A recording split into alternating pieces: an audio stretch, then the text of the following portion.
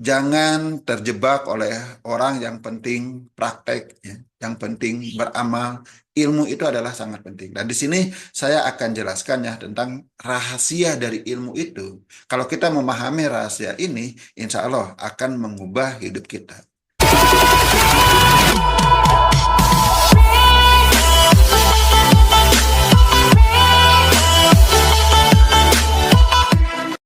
Bismillahirrahmanirrahim.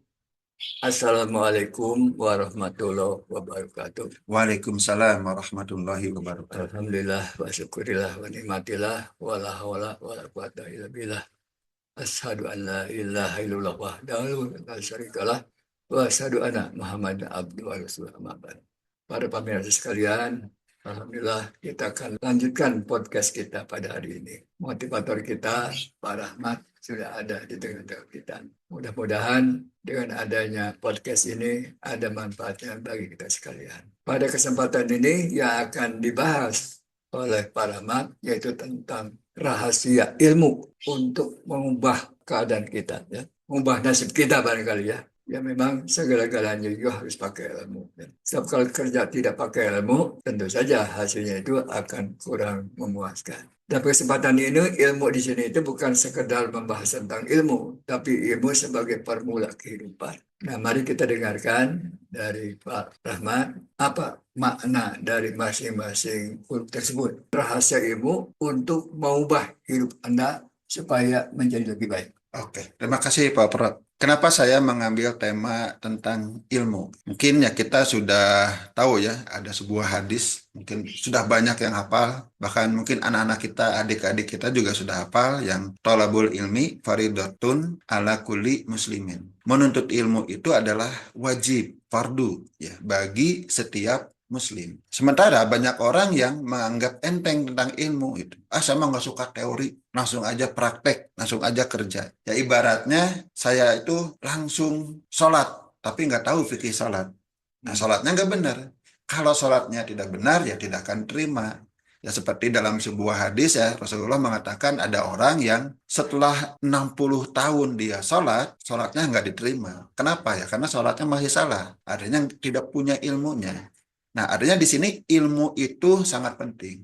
Kalau tidak penting, bagaimana mungkin Rasulullah akan mewajibkan kita itu menuntut ilmunya. Jadi, jangan terjebak oleh orang yang penting praktek, ya, yang penting beramal. Ilmu itu adalah sangat penting. Dan di sini saya akan jelaskan ya tentang rahasia dari ilmu itu. Kalau kita memahami rahasia ini, insya Allah akan mengubah hidup kita. Yang pertama, ilmu itu adalah inspirasi. Dengan ilmu kita akan terbuka wawasan. Nah, dengan wawasan itu kita akan menghasilkan ide baru.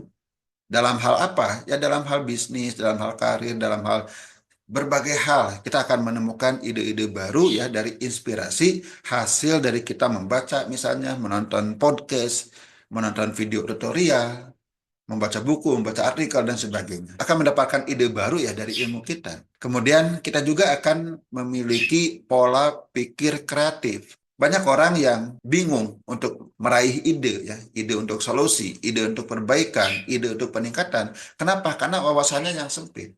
Kenapa wawasannya sempit? Karena dia tidak menuntut ilmu. Disinilah pentingnya ilmu ya. Jadi akan membuka wawasan kita, kemudian akan menghasilkan ide baru, dan akan memberikan pola pikir kreatif. Dampaknya, ini akan menciptakan banyak peluang. Misalnya inovasi karir ya. Jadi dalam karir itu, kita bekerja hanya tidak sekedar bekerja. Kata Pak Prof ya, di episode sebelumnya, kerja itu harus cerdas. Ya gimana mau cerdas dalam kerja kalau ilmu kita itu sempit. Kemudian dengan pola pikir kreatif, kita bisa menghasilkan solusi-solusi bisnis, baik itu solusi terhadap permasalahan maupun solusi bagaimana cara meningkatkan bisnis. Itu adalah I. Jadi ilmu itu adalah inspirasi. Kemudian yang kedua, landasan atau fondasi. Ya. Jadi ilmu itu akan menjadi dasar akan menjadi dasar yang kokoh. Yang pertama dari segi pemikiran kita, keputusan kita, dan yang penting juga ilmu itu akan menjadi dasar tindakan kita. Ya sebagai contoh kalau kita mau pergi ke Jakarta, kita tidak tahu ilmunya ke Jakarta itu seperti apa, kita akan bingung. Kalau kita selama ini udah ngerti, oh ke Jakarta itu kita bisa naik bis di Terminal Lewi Panjang, bisa naik kereta api ya di Stasiun Bandung, atau naik travel, atau bawa mobil sendiri. Ya itu kan kita sudah tahu ilmunya dan kita sudah tahu arahnya. Tapi bagi orang yang baru nih, baru ke Bandung, dia belum tahu ilmunya ke Jakarta, bahkan dia tidak tahu Terminal Lewi Panjang, ya dia akan bingung. Sama dengan kita dalam bisnis, dalam karir, bahkan dalam ibadah, kalau kita tidak tahu ilmunya, kita akan bingung atau melakukannya dengan cara yang salah. Jadi ilmu itu adalah menjadi landasan, akan menjadi pedoman, akan menjadi arahan, baik dari kehidupan kita setiap hari, strategi karir, prinsip bisnis, dan sebagainya. Jadi ilmu itu akan menjadi landasan segalanya, mulai dari ibadah mahdoh sampai ibadah gue mahdoh seperti karir dan bisnis. Yang ketiga, M-nya. M itu adalah ilmu itu selalu membawa manfaat. Ya, Sayyidina Ali mengatakan beliau kalau ditawari antara harta dengan ilmu, beliau akan memilih ilmu. Kenapa? Karena ilmu jauh memberikan manfaat dibandingkan dengan harta. Ilmu akan menjaga kita, tapi kalau harta, kitalah yang harus menjaga harta. Jadi ilmu itu sangat memberikan manfaat baik kepada diri sendiri maupun kepada orang lain, akan memberikan dampak. Kepada diri sendiri, kita akan memiliki kompetensi, ya, kemampuan, kualifikasi, dan sebagainya dengan ilmu itu. Berbeda kan orang seperti saya yang baru S1 dengan Pak Prof yang sudah profesor. Tentu ya sebelumnya kan sudah doktor dulu, profesor. Itu akan berbeda ilmunya. Dari segi karir pun akan jelas berbeda. Kemudian bagi orang lain, dengan memiliki ilmu, kita itu bisa memberikan kontribusi dan bisa memberikan manfaat kepada orang lain. Ya, dalam sebuah hadis dikatakan salah satu ciri muslim yang terbaik adalah yang memberikan manfaat paling besar kepada sesama. Jadi dengan ilmu kita bisa memberikan manfaat yang lebih besar. Kemudian yang U-nya, yang keempat, U itu adalah ubah hidup. Artinya dengan ilmu kita bisa mengubah pola pikir kita lebih positif, kemudian lebih terarah, dan kita bisa menghasilkan aksi nyata, baik terhadap karya sukses maupun bisnis kita yang akan lebih berkembang. Jadi ilmu itu adalah sumber inspirasi, ilmu itu adalah landasan pikiran dan tindakan, ilmu itu memberikan manfaat, ilmu itu akan mengubah hidup kita. Ya, demikian Pak Prof. Terima kasih Pak Rahmat, para pemirsa sekalian. Ya, itulah secara garis besar formula ilmu tersebut. Nah, mari kita coba bahas masing-masing huruf, dimulai dengan huruf yang pertama, bahwa ilmu itu akan memberikan inspirasi. Ilmu itu kan banyak jenisnya ya Pak Rahmat ya. Ada ilmu sosial, ada ilmu eksakta ya. Yang akan lebih banyak memberikan inspirasi itu ilmu-ilmu sosial lah ya. Katakan kalau kita mempelajari misalnya ilmu ekonomi ya atau ilmu politik ya. Nah, tentu ini akan banyak memberikan inspirasi pada orang-orang tersebut tentang kegiatan atau profesi ekonomi atau profesi politik. Maka barangkali bisa dijelaskan oleh Pak Rahmat. Ya, inspirasi itu akan datang sebenarnya memang datangnya dari orang. Makanya Pak Prof mengatakan ilmu sosial itu akan banyak memberikan inspirasi dan ilmu sosial itu sangat sangat luas. Sebenarnya pada dasarnya sebuah ilmu membahas tentang orang, maka di sanalah kita akan mendapatkan inspirasi. Misalnya biografi, baik biografi seorang ulama, biografi seorang tokoh perjuangan, biografi tokoh politik, biografi tokoh kemanusiaan dan sebagainya, itu akan menghasilkan inspirasi. Ya, jadi sangat benar ya, dari buku, dari apapun yang kita pelajari, ilmu apapun yang kita pelajari, jika berkaitan dengan orang atau sosial, itu akan memberikan inspirasi bagi kita. Bagaimana orang lain meraih sukses, dan kita pun bisa meraih sukses yang sama atau lebih besar dari orang tersebut. Jadi misalnya kita mempelajari ilmu sejarah gitu ya, Betul.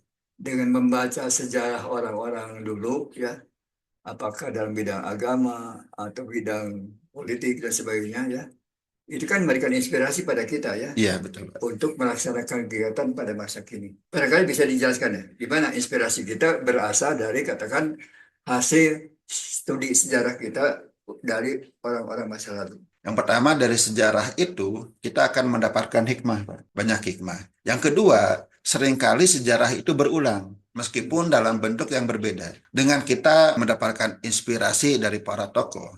Misalnya biasanya yang lebih menginspirasi itu tokoh-tokoh yang menghadapi situasi sulit. Ya misalnya tokoh-tokoh yang dulu bagaimana mereka itu ya beliau-beliau itu memperjuangkan kemerdekaan. Artinya bagaimana menyikapi situasi yang tidak nyaman karena kita dijajah. Nah, sejarah akan berulang kan. Sekarang mungkin kita tidak ada penjajahan kolonial, tapi mungkin kita terjajah secara teknologi, terjajah secara ekonomi. Bagaimana caranya kita ambil inspirasi dari para tokoh perjuangan dulu. Bagaimana caranya supaya kita pun bisa ikut merdeka, baik dari segi ekonomi maupun dari segi teknologi, dan tentu saja dari segi politik. Begitu, Pak. Kita lanjutkan dengan yang kedua, Pak Rahmat, yaitu tentang ilmu itu sebagai landasan. Tentu landasan untuk kegiatan itu ya. Betul. Sebab ilmu itu memang menjelaskan tentang langkah-langkah, misalnya menyelesaikan masalah. Langkah-langkah supaya kita menjadi bangsa yang sejahtera ya. Mungkin bisa dijelaskan lebih luas. Prinsip pertamanya saya baca ya mungkin dari kitab Bukhari, Pak. Imam Bukhari dalam kitabnya menuliskan ilmu itu qobla amal. Hmm. Ilmu itu sebelum amal. Jadi setiap tindakan kita harus diawali dengan ilmu. Kenapa? Karena kalau tidak diawali dengan ilmu, maka tindakan kita itu bisa salah. Maka ilmu itu harus menjadi landasan. Banyak orang yang menyepelekan ilmu, pada kenyataannya dia banyak bertindak salah. Cuma karena dia tidak tahu ilmunya, dia tidak sadar kalau dia itu salah. Maka sangat penting kita harus selalu menyertai ilmu. Ya sebagai contoh mungkin ya, kita seringkali saat di masjid sholat Jumat, ada orang yang sholat, cara takbir aja masih salah, Pak. Kenapa?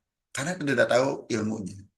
Lihat di tempat wudhu, banyak orang yang wudhunya masih salah. Kenapa? Karena nggak tahu ilmunya. Kalau masih salah ya khawatirnya ya sholatnya nanti tidak diterima. Begitu juga ya dalam bidang aspek yang lainnya.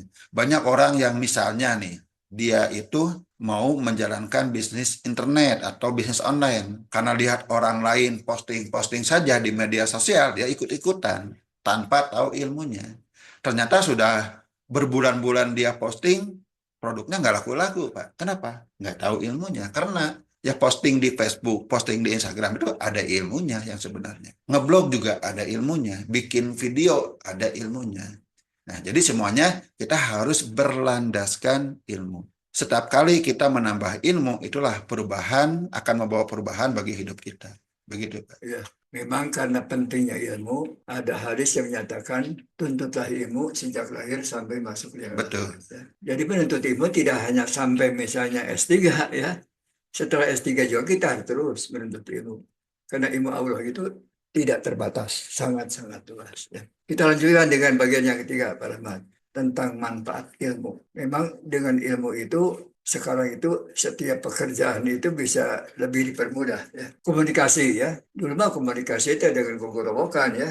Nah, sekarang mah kita bisa berkomunikasi dengan orang di seluruh dunia dengan waktu yang sangat singkat, yaitu dengan handphone pintar kita. Ya. Dengan ilmu, produktivitas kita ada berbagai bidang juga sekarang itu sangat luas. Bahkan ada yang mengatakan ya, masalah produksi dewasa ini udah selesai. Ya. Orang bisa membuat barang apapun juga dalam waktu yang singkat, Betul. ya, berapapun banyaknya. Tapi yang jadi masalah justru sekarang itu menjualnya. Ya. Menjual. Setelah jadi barang, sulit menjualnya. Dan memang ilmu itu sangat penting. Bahkan bisa dijelaskan lebih jauh tentang manfaat ilmu itu. Kalau kita meneliti hadis tentang ilmu, ini Ya. baru hadis. Ada puluhan hadis yang membahas tentang keutamaan ilmu. Ya kalau dibaca satu persatu itu akan panjang. Salah satunya bahkan ya ada hadis yang menyetarakan berangkatnya kita menuntut ilmu itu sama dengan fisabilillah, Pak.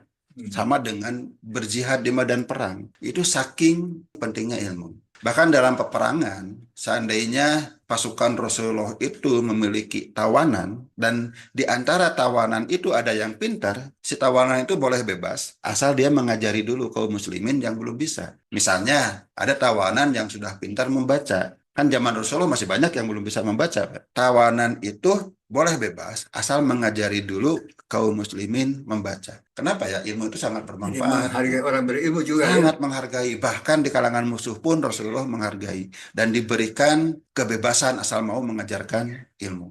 Jadi ilmu itu sangat bermanfaat. Apalagi di Al-Quran juga seringkali bagaimana orang berilmu itu mendapatkan kedudukan yang luar biasa. Orang yang berilmu itu derajatnya berbeda dengan orang yang tidak berilmu. Saya sungguh aneh, sungguh menyedihkan kalau banyak orang yang menyepelekan ilmu. Ya buat apa? Yang penting mah kita praktek, yang penting mah kita kerja. Ya semua, padahal kerja, praktik semuanya harus berlandaskan ilmu. Begitu, Pak. Tapi memang ilmu juga kadang-kadang digunakan untuk hal-hal yang kurang baik ya. Sebab dengan ilmu misalnya judi online tuh ya, itu pakai ilmu itu ya. Jadi nipunya itu makin besar ya. Orang-orang diiming-imingi akan dapat tugas yang gede ya. Tapi justru akhirnya uangnya itu akan terkuras. Yang korupsi miliaran, triliunan itu pakai Ya, ilmu. begitu, Karena itu. orang bodoh nggak bisa Ya, pakai tuh, ilmu. ya. Nah, jadi yang penting manfaatkan ilmu itu untuk kebaikan, jangan untuk keburukan. Kita lanjutkan dengan yang keempat, Pak Harman, ya. Ubah hidup Anda ya, atau ubah hidup supaya lebih baik ya. Ya. Jadi sesuai dengan tema kita bahwa ilmu itu ya untuk mengubah hidup kita. Kalau selama ini kita belum beranjak menjadi lebih baik, hidup gini-gini saja, maka mulailah tingkatkan ilmu kita. Lebih banyak membaca, lebih banyak bertanya. Mungkin kalau buka YouTube, tontonlah tontonan-tontonan yang bermanfaat. Ya, contohnya video-video yang ada di channel ini, di Bina Esa TV. Jangan hanya menonton hiburan. Jangan hanya menonton sepak bola, menonton prank, apalagi menonton yang buka-bukaan, tapi tontonlah yang bermanfaat. Kenapa? Karena ilmu itu akan mengubah hidup kita. Mungkin kita juga bisa bertanya ya. Alhamdulillah saya sering bertanya kepada Pak Prof karena sering ketemu. Mungkin Anda juga di sekitar Anda ada orang yang berilmu, ada orang yang pintar, ada ulama, ada Pak dosen, ada Pak guru, ya manfaatkanlah untuk belajar. Ada mentor bisnis dan sebagainya, supaya apa? Supaya hidup kita itu berubah. Awal mula perubahan itu adalah dengan kita belajar ilmu. Dan tentu ya, ilmu itu sebagai landasan, sebagai arahan, dan pasangan ilmu itu adalah amal. Jadi ilmu itu akan mengubah hidup kita jika ilmu kita itu diamalkan. Ilmu itu qobla amal, artinya ilmu itu sebelum amal. Yang salah itu adalah kita belajar saja, tapi ilmunya tidak dipraktekkan. Tapi salah juga orang yang praktek saja tanpa ilmu. Dan lebih salah lagi jika ilmu itu digunakan untuk kejahatan. Ya ilmu itu ibarat pedang, Pak. Sama orang baik dipakai untuk kebaikan, sama orang jahat dipakai untuk kejahatan. Tapi kita insya Allah ya, yang nonton video ini adalah orang-orang baik. Kalau Anda-Anda, Bapak-Bapak, Ibu-Ibu, adik-adik berilmu, insya Allah itu akan membawa manfaat, akan membawa kebaikan, dan bisa mengubah hidup kita ke arah yang lebih baik. Begitu, Pak. Nah, ini sebenarnya terkait dengan nasib Bapak juga ini, Pak Rahmat. Ya.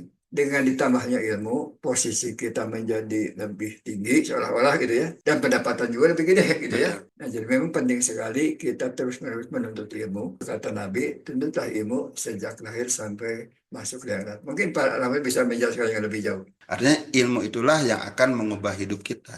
Sekaligus sebagai kesimpulan, Pak, Ya, ilmu itu akan mengubah hidup kita. Ya, karena dari ilmu itu kita mendapatkan inspirasi. Ilmu memberikan wawasan yang baru dan ide segar untuk berkembang.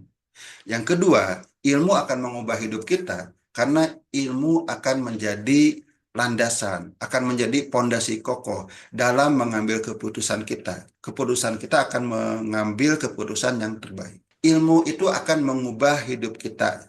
Kenapa? Karena ilmu itu manfaatnya sangat besar, baik untuk dunia maupun untuk akhirat. Nah, jadi dengan ilmu itu adalah kunci yang mengubah cara pandang dan tindakan kita. Maka dari sinilah ilmu itu adalah menjadi kunci sukses dunia dan akhirat. Sebagai penutup, saya akan menukilkan sebuah kutipan dari Imam Syafi'i. Kalau kita ingin sukses di dunia, raihlah dengan ilmu. Kalau kita ingin sukses di akhirat, raihlah dengan ilmu.